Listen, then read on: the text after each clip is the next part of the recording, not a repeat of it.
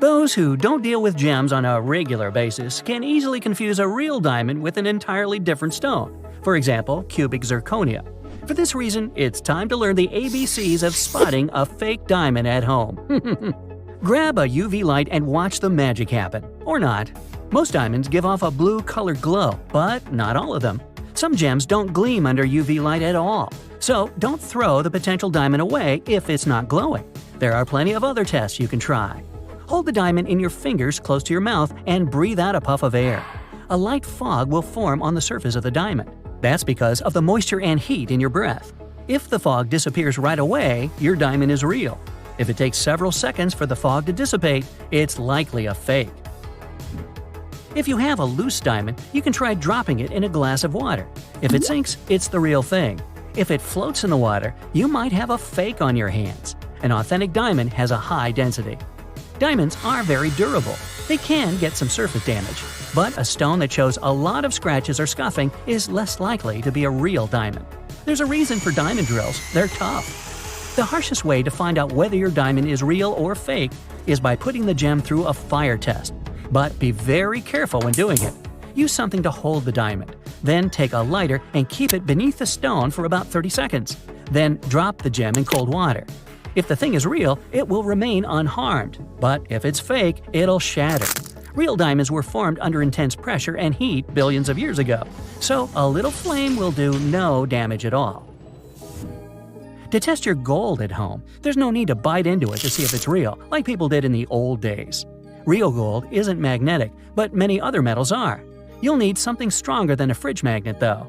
When you find a suitably powerful magnet, place it near your piece of gold. Then check whether the item gets attracted to the magnet. If the thing does move, then it's likely made of not pure gold. It might be some kind of cheaper metal plated with gold or a gold-like substance. Or you can simply take a few drops of vinegar and pour them on your gold item. If the drops change the color of the metal, it's not real gold. Doing the float test may give you the answer to your question as well. Gold doesn't float, neither does it rust. So if you see some signs of rust or discoloration, you know your piece isn't real. If you're still in doubt, going to a jeweler can be the best solution. They'll conduct further examinations that'll reveal your gold's real weight and purity. You can easily figure out whether something is actually made of silver at home. The best way is to look for any markings or stamps on its surface. You're supposed to find a stamp with 925, 900, or 800 on it. These numbers show the percentage of purity of the silver. If you think it's sterling silver, it should contain at least 92.5% of pure silver or more. Just like gold, silver is non-magnetic, so grab some magnets and see if your silver will react. If your piece sticks to the magnet, it's made of something other than silver or is an alloy. You can also smell the piece in question. If you sense the odor of sulfur or a distinct metallic smell, then it's not sterling silver, which is odorless. The piece you have might be silver-plated, but any scent indicates that it's not made entirely of sterling silver. Synthetic opals are much more porous than natural ones. Synthetic opals also have a lower density compared to real ones, and for this reason, they tend to be lighter. When you look at them under magnification, synthetic opals have a regular color pattern. At the same time, natural stones don't have such regularity in their tone. I hope you haven't put away that UV light you use to check the diamonds, because it can be used on opals too. A true opal will turn fluorescent green, blue, or white when placed under a UV light. If it doesn't glow, it's not an opal, but something else. Doublets and triplets are opals that have man-made materials added to them. It means they're real, but not pure.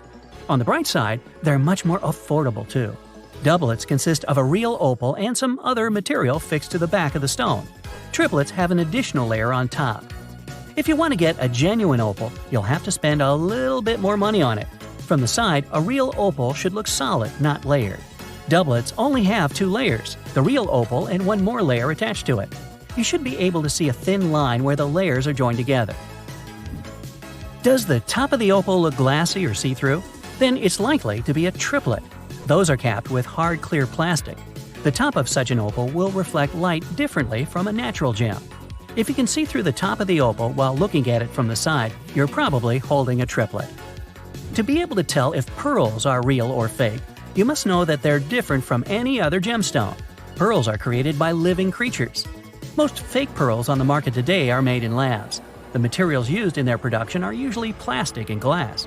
Fake pearls shine and reflect light in the same way. Real pearls are made by mollusks and have slight imperfections. A fake pearl necklace, on the contrary, will have pearls of the same size. All of them will be perfectly spherical and with no blemishes whatsoever. This method isn't for anyone. Think twice before using it.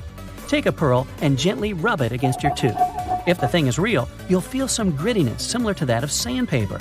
And if the pearl is fake, it'll feel smooth like plastic or glass. Jade is one of the most popular and sought-after gemstones around the globe. With such high demand, there are going to be plenty of fakes. While flaws in gemstones are typically considered a drawback, they're sometimes a blessing in disguise. Flaws in jade prove that the stone is likely authentic. Hold your gem under the light and carefully inspect it. If you see any bubbles inside the stone, it's not real. Real jade is very hard and doesn't scratch easily. It's even tougher than a lot of metals. That's why your jade item isn't supposed to be affected if you scratch it. Even steel won't leave any marks. To do the scratch test, take a metal object, for example a knife or a pair of scissors, and try to scratch the surface of the jade. You should be looking for any marks left on it. If you see one, your jade is probably fake. Jade is cool to the touch. If you're holding a real thing, you'll notice that it doesn't change its temperature. It'll take a long time to warm up, and later it'll cool down very quickly. A good way to test this out is to hold the jade in your hand and feel its cool temperature. Wait for it to warm up, and then set it aside for several seconds. After that, pick it back up. If it's jade, it should be already cool. Authentic crystals grow in the darkness, deep underground or underwater. The process takes thousands and sometimes even millions of years. Synthetic crystals have the same chemical makeup as real ones, but they get grown in laboratories lightning fast. As for full-blown fake crystals, they're just imitation pieces. Those are often made of plastic or less valuable stones. Afterward, they're dyed and marketed to appear authentic. Authentic crystals take time to mine, process, and ship around the world. This results in prices that are way higher than any synthetic crystals or imitation pieces have. Cheap crystals you can find on online shopping sites may appear to be similar to the real thing. Sellers rely on low prices to make their customers buy more. But in almost all cases, this means the item you're going to get isn't authentic.